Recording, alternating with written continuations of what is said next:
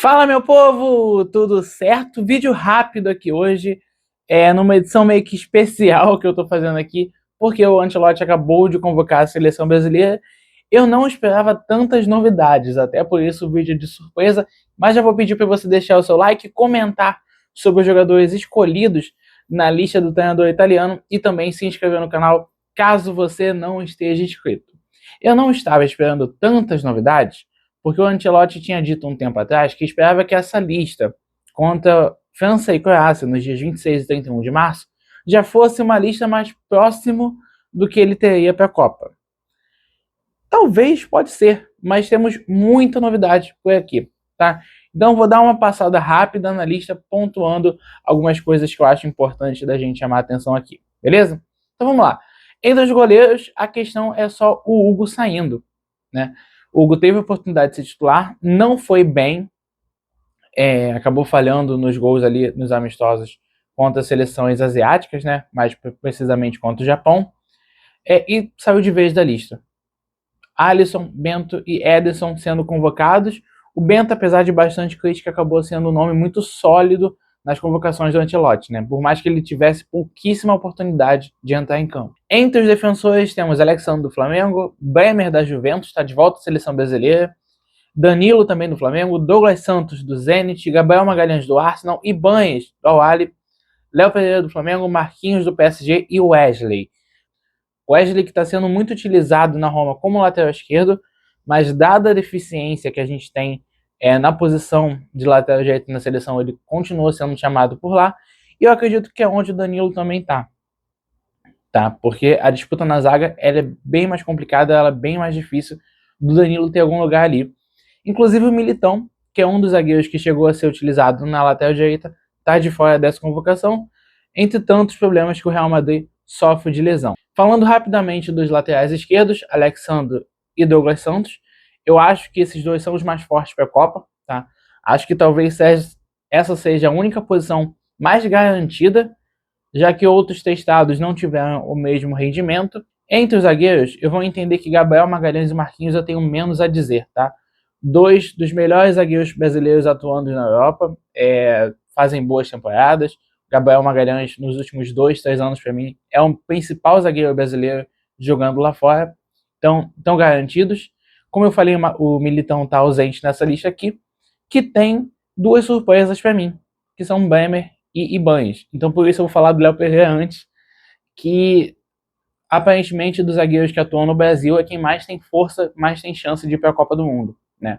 Desbancando talvez Léo Ortiz e o Fabrício Bruno, que assim como o Hugo falhou naqueles amistosos contra times asiáticos.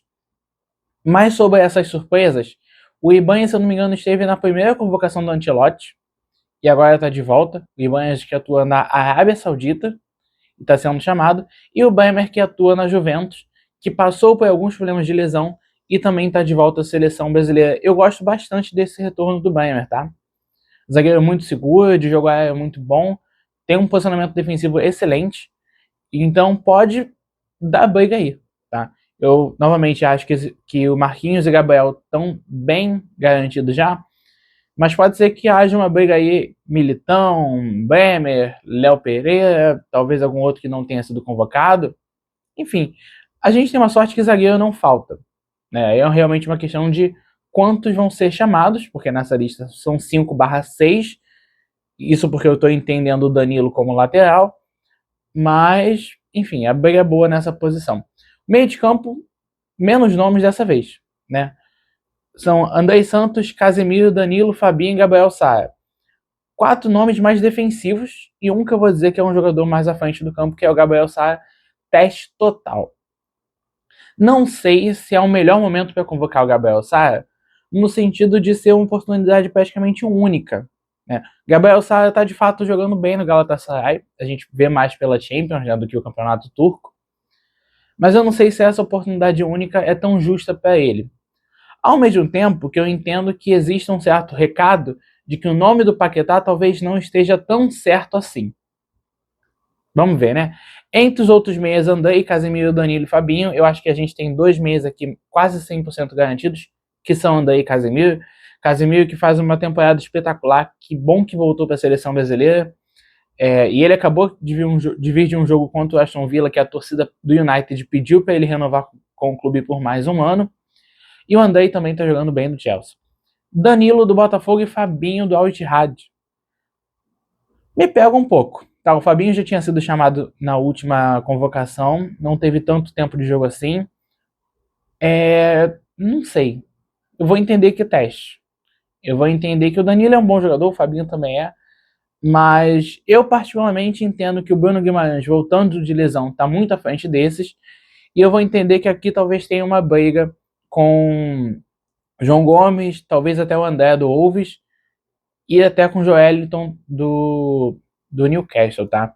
Então, esses nomes do meio de campo chamados, eu acho que tem dois bem fortes e tem dois que eu vejo passos mais atrás. Mas, gente, novamente, são testes contra Croácia e França. São jogos que, caso alguém se destaque, tem grande possibilidade de dar esse passo para a Copa sim. Então vamos chegar onde todo mundo quer falar, que é o ataque, que vem aquelas surpresas que a gente esperava, que até o Ancelotti tinha dito que queria testar. Vamos em ordem alfabética primeiro? Endrick, Gabriel Martinelli, Igor Thiago, João Pedro, Luiz Henrique, Matheus Cunha, Rafinha, Ryan e Vinícius Júnior. Começando pelo Rafinha e Vinícius Júnior, que eu acho que são os dois nomes mais garantidos possíveis, dois melhores atacantes brasileiros da Europa. Acho que eles estão sendo chamados, muito nessa lista de teste, eles estão sendo chamados muito para o Ancelotti compreender como é que vai ser feito esse ataque da seleção.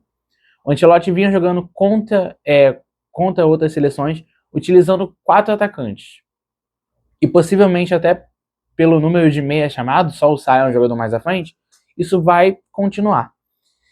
Tanto Rafinha quanto Vinícius foram utilizados nos seus extremos, Rafinha pela direita, Vinícius pela esquerda, mas também atuando por uma faixa mais central do campo. Rafinha quase como camisa 10, assim como o Rodrigo também jogou, o Rodrigo que está lesionado e não vai disputar a Copa do Mundo, e o Vinícius como um falso 9, conseguindo se movimentar mais. Então eu acho que a importância desses dois nomes, já garantidos na Copa, é isso, é entender onde vai ser o melhor para eles. Eu repito que para mim, a gente ainda não viu em 7 anos o melhor de Vinícius Júnior na seleção brasileira. Eu sempre esperei que fosse ser com Ancelotti, mas ainda não aconteceu. Entre os nomes mais centralizados, temos Igor Thiago, João Pedro e Matheus Cunha. E o Endrick, obviamente, né? Mas começando de Matheus Cunha e João Pedro, eu acho que essa é a briga pela verdadeira camisa 9 da seleção brasileira. Jogadores diferentes, né? Hoje, o Cunha joga um pouco mais atrás, dependendo, não contra o Aston Villa, mas dependendo até atrás de um atacante como o Sesco, no caso do United. E o João Pedro com o Rosinho no Chelsea virou de fato um camisa 9. O Rosinho chegou no Chelsea já falando que enxergava ele mais um 9 do que um 10. Então eu vou entender que essa é a briga sim, pelo ataque.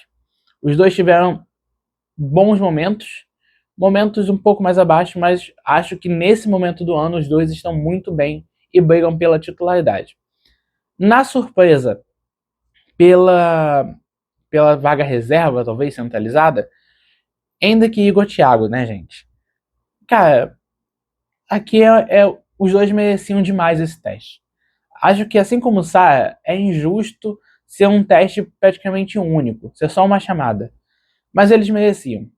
E um desses precisa ir. O Igor Thiago, eu falei aqui, né, no vídeo, se eu lembrar, eu boto até aqui em cima. Eu falo que o Igor Thiago não pode ser desvalorizado pelo que ele faz na Premier League, de ser vice-artilheiro da competição.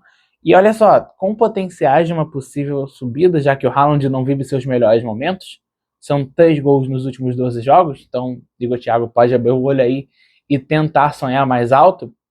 E merece essa convocação demais. E o Endrick também chegou no Lyon em janeiro, arrasando, metendo gol em Liga, em Copa, fazendo hat-trick.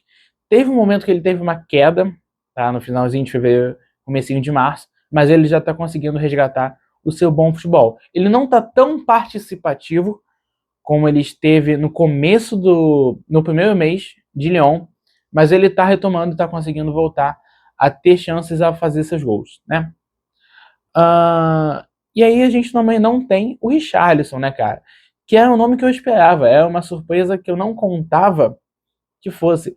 Porque o Richarlison acabou de fazer um gol contra o Liverpool, mas não só por essa partida. Mas eu acho que é uma boa temporada do Richarlison. Se eu não me engano, é a segunda temporada dele no Tottenham que ele mais joga, que ele sofre menos com lesão. E no vídeo meu, não lembro se foi em dezembro, se foi em janeiro, né? Eu falo que isso podia ser algo que complicasse ele. Enfim, pode ser, como o Richarlison foi o atacante que mais foi convocado pelo Ancelotti, pode ser que seja só uma questão de entendimento de que ele não rendeu e por isso ele estaria de fora. Pode ser também que é um teste entre Igor Thiago e Endrick e o Richarlison está correndo nessa briga também. Mas eu realmente esperava que o Richarlison fosse estar nessa lista. Não por merecimento, tá, gente? Endrick e Igor Thiago fizeram temporadas muito... Assim, falar isso do Endrick é complicado, mas a explosão do Endrick é maior que a do Richarlison e a surpresa que é o Igor Thiago é um fator muito maior que o Richarlison. Mas ainda assim, por o Richarlison ser o cara de confiança do Ancelotti desde a primeira convocação, eu pensei que ele fosse pintar nessa lista também. Entre os jogadores de lado, Martinelli, que assim, acho que pode ser titular, tá? Talvez no entendimento de que o Vinícius seja melhor jogando mais como falso 9, o Martinelli pode surgir nesse time titular. Luiz Henrique pelo lado direito, pega um pouco da vaga do Estevão, né? O Estevão que não joga há um mês já, desde as situações lá de problema pessoal que fez ele viajar para o Brasil. Chato porque ele estava muito bem, mas enfim, futebol, essas coisas acontecem. E a dele envolveu até outras coisas de futebol, né? Hoje sim é uma questão mais física. E o Luiz Henrique vem para poder voltar a brigar por essa vaga, né? O Luiz Henrique sempre foi bem na seleção brasileira. Acho que o que a gente viu, até com treinadores mais fracos, o Luiz Henrique foi bem. Então tá aí. E os dois também estão brigando com o Ryan, que fez a sua estreia no Bournemouth, se não me engano, pelo lado esquerdo. E aí torcedores do Vasco avisaram a Iraola que seria melhor pelo lado direito. E desde então ele vem jogando pelo lado direito. Cara, essas três surpresas do ataque mereciam demais. Ainda que Igor, Thiago e Ryan. O Ryan é uma surpresa, né? O Ryan, de fato, nem no tempo do Vasco eu acreditava que ele fosse ter essa oportunidade. E assim, quando ele chega no Bournemouth, também não achei. Mas a bola que ele vem jogando, o raciocínio do Ryan dentro de um jogo da Premier League, o faz colocar com muito mérito nessa lista aqui. Então, lista batida. E aí eu vou precisar justificar o clickbait do vídeo. Gente, a gente está falando de uma seleção de Vinícius Júnior, de Rafinha, de Endrick, Diego Thiago, vice-artilheiro da Premier League, de Casemiro, de tantos nomes grandes que estão jogando bem. E não existe debate sobre Neymar na seleção brasileira. Não existe debate nenhum. O Ancelotti, desde que ele pisou no Brasil, ele vem falando sobre chamar jogadores que estão bem, física e tecnicamente. E para mim, o Neymar só esteve bem nas últimas 3 rodadas do Campeonato Brasileiro do ano passado. Ah, mas ele foi decisivo para o Santos, para a permanência do Santos na Série A. Eu sei, eu entendo. Mas é só isso. A gente está falando aqui de nomes que surpreenderam ou estão muito bem na temporada inteira. A gente não está falando de nome aqui que o Ancelotti foi para uma cidade viajar e não viu o cara jogar porque ele estava poupado. Eu entendo que ele estava poupado para jogar contra o Corinthians. A questão é que ele joga contra o Corinthians e joga mal. E não consegue correr, não consegue ter chance para finalizar. É muito, muito, muito, muito difícil. Por mais que ele tenha um talento absurdo, por mais que ele possa ser o grande nome de uma geração do futebol brasileiro, e ele é. A gente viveu uma Neymar dependência gigantesca desde 2011. Mas assim, nessa lista, não tem condição. Não é sobre o Santos ser parâmetro, não, o futebol brasileiro ser parâmetro, não. A gente tem nomes da Liga Turca, a gente tem nomes da Liga Saudita, a gente tem nomes do futebol brasileiro. É só uma questão de que a gente está falando de um cara que não conseguiu ir bem fisicamente nenhuma vez nesse período. A gente está falando de um cara que não tem 70 jogos do final da Copa do Mundo para cá. O cara não tem uma temporada completa em 3 anos. Se ele ainda assim fizesse o que ele fez na reta final do Brasileiro em mais jogos, eu compraria a ideia. Mas não. Ou a gente vai levar um cara que nem foi o Douglas Costa em 18, que jogava muita bola, mas não tinha condição física para jogar. E não estou falando que vai ter comparação entre Neymar e Douglas Costa, não tem. Só que a gente precisa entender com erros cometidos do passado. Não existe você levar um cara que faz cirurgia no joelho e ainda assim tem que ser poupado para enfrentar no outro jogo um rival, e no jogo contra o rival vai absurdamente mal. Não existe de forma alguma espaço para esse cara na seleção brasileira. Por mais que seja o Neymar, não tem como. É hora assim de testar. Eu gostaria que essa lista tivesse com nomes já prontos, adoraria. Mas CBF. Mas a demora de todo o ex-presidente, a enrolação para contratar um Ancelotti, atrapalhou o planejamento. E nesse planejamento, testar Hendrick, Igor Thiago, Ryan, ver quais as melhores posições do Vinícius e do Rafinha, ver quem briga pela nova se é Matheus Cunha ou se é João Pedro, pensar num reserva para o Casemiro que até agora não foi definido, porque logo no momento que o Bruno Guimarães começa a ir bem na seleção, ele se lesiona, então talvez até pensar num parceiro para ele em campo. Tudo isso é mais importante do que perguntar. E o Neymar, hein? Então, meu povo, eu vou ficando por aqui. Quero saber de vocês as suas opiniões sobre a convocação de Carlo Ancelotti, a última antes da Copa do Mundo, essa valendo para os amistosos contra a Croácia e França no final do mês de março, nos Estados Unidos. Não esquece de deixar também o like nesse vídeo e se inscrever no canal caso você não esteja inscrito. Eu vou ficando por aqui na torcida do futebol brasileiro, na torcida para a seleção brasileira e na esperança que a gente consiga fazer bons amistosos. Um contra a seleção que eliminou a gente na última Copa e outro contra a campeã de 2018, vice-campeã em 2022. Eu vou ficando por aqui. Fui!